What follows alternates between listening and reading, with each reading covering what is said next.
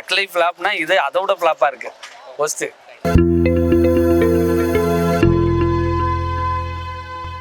சூப்பராக கொஞ்சம் லென்த்தாக தான் இருக்குது, பட் ஓகே. படம் 3 மணி நேரம் டியூரேஷன் தெரிஞ்சுதானா?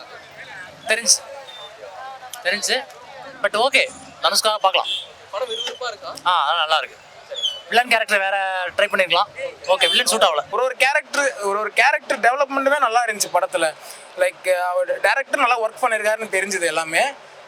எல்லாரையும் நடிக்க வச்சிருக்கு கரெக்டாக, அவங்க ரோலுக்கு அவங்கவுங்க ஸ்க்ரீன் ப்ரெசன்ஸ் எல்லாமே நல்லா இருந்துச்சு. எனக்குலாம் ஃபர்ஸ்ட் ஹாஃபே ரொம்ப போர் அடிச்சுட்டு எப்படா இன்டர்வல் விடுவாங்க அப்படின்ற மாதிரி இருந்துச்சு. ஓகே, பார்க்கலாம். நல்ல கருத்து சொல்ல வராரு. நான் என்ன சொல்கிறேன்னா, படமாக எடுத்து நல்ல கருத்தை சொல்கிறதுக்கு பதிலாக அந்த நல்ல கருத்தை நாட்டில் செய்யலாம், செயல்படுத்துங்க. ஒரு இப்போல்லாம் படமாக எடுக்கிறானுங்க, ஷார்ட் ஃபிலிமாக எடுக்கிறாங்க, அதெல்லாம் விட்டுட்டு இந்த மாதிரியான நல்ல கருத்தெல்லாம் சமூகத்தில் செயல்பாட்டுக்கு வந்தால் நல்லாயிருக்கும். ஒரு அடிக்கமாக தான் இருக்குது. நான் ஒரு ஆக்ஷன் கொடுத்துருக்கலாம், ஆக்ஷன் இல்லை தனுஷ்க்கு. சாட்டிஸ்ஃபைடா? Okay satisfy.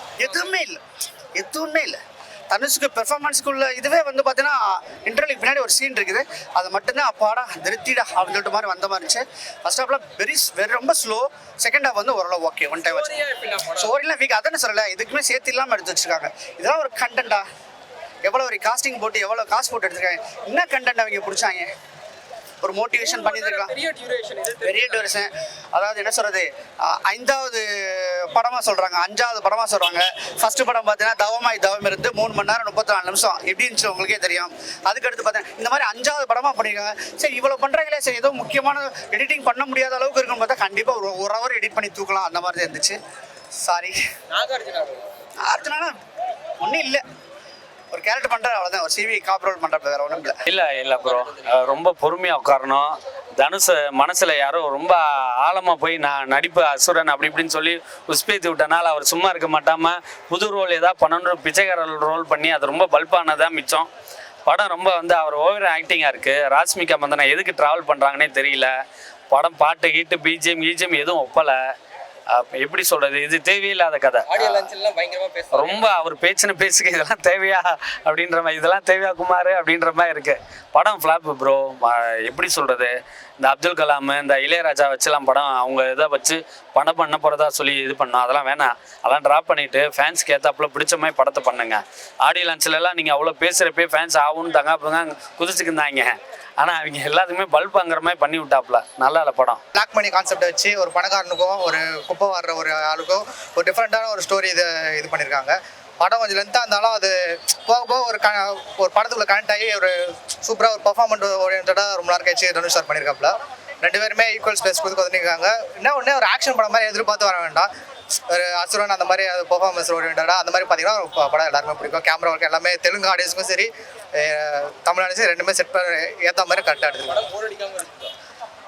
எக்ஸ்பெக்டேஷன் கம்மி பண்ணி வந்தா எல்லாருமே பிடிக்குங்க, சூப்பராக இருக்கும். தனுஷ் படம் ரொமான்ஸ் இல்லை, சென்டிமெண்ட்டுன்ற பேரில் ட்ரை பண்ணியிருக்காங்க, அது செட் ஆகலை. அவருக்காண்டி வேணால் ஒரு தடவை படம் பார்க்கலாம், அதுவும் இன்டர்வல் முடியும். இன்டர்வலுக்கு அப்புறம் தயவுசெய்து எந்திரிச்சு எல்லாரும் வெளியில் போயிடணும். தக் லைஃபுக்கு அப்புறம் இந்த படம் ரொம்ப எதிர்பார்த்தோம். தக் லைஃப் ஃப்ளாப்னா இது அதோட ஃப்ளாப்பாக இருக்குது ஃபஸ்ட்டு. குபேரா நல்லா தான் இருந்துச்சு. ட்ரெய்லர் பார்த்தப்ப எனக்கு கொஞ்சம் போர் அடித்த மாதிரி இருந்துச்சு. பட் படம் ஓகே தான், ரொம்ப சூப்பர் அப்படின்னு நான் சொல்ல மாட்டேன். ஓகே, பட் நல்லா இருந்துச்சு. நல்லா ஒரு வாட்டி பார்க்கலாம். Theatre experience. படம் 3 மணி நேரம் பெரிய டியூரேஷன் தெரிஞ்சுதா?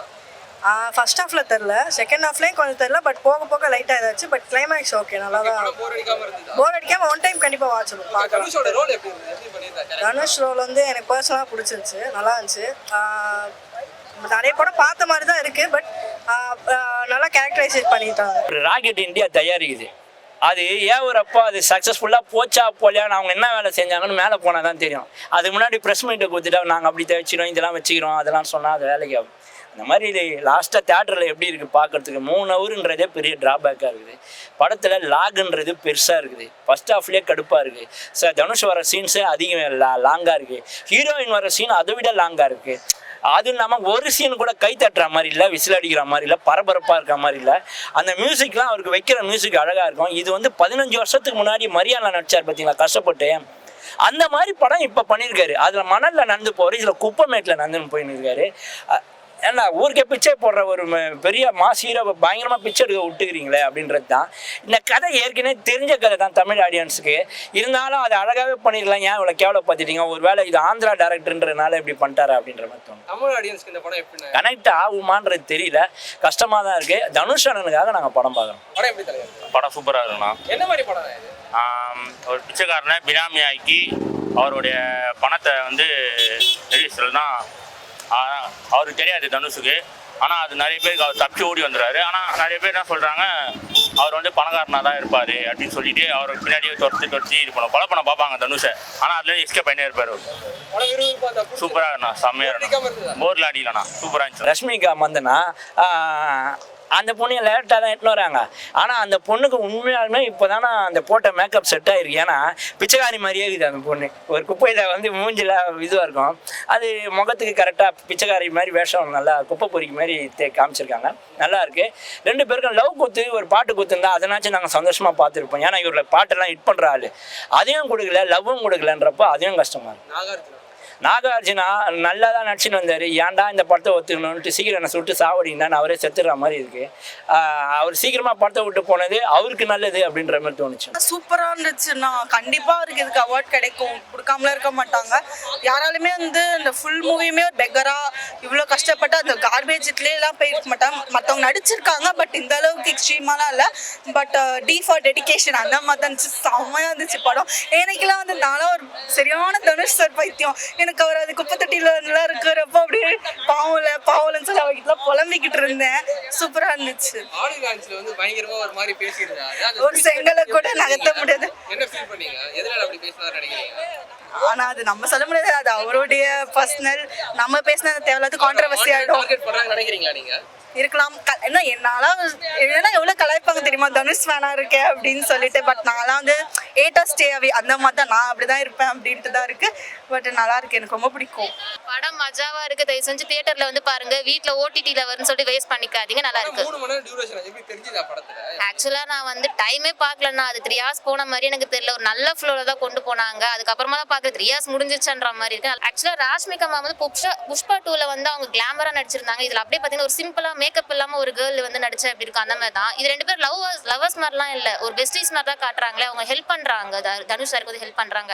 நாகார்ஜுனா சார் வந்து சிஐடியா இருக்காரு, அவருமே தனுஷ் சாருக்கு தான் வந்து ஹெல்ப் பண்றாங்க. நல்லா இருந்துச்சு. அவரே சொல்லுவார், படுத்தமாங்க கல்லடி படம் தான் செய்யும்னு சொல்லிட்டு. எல்லாராலையும் எல்லா டைம்லையும் எல்லா படமும் ஹிட் பண்ண முடியாது.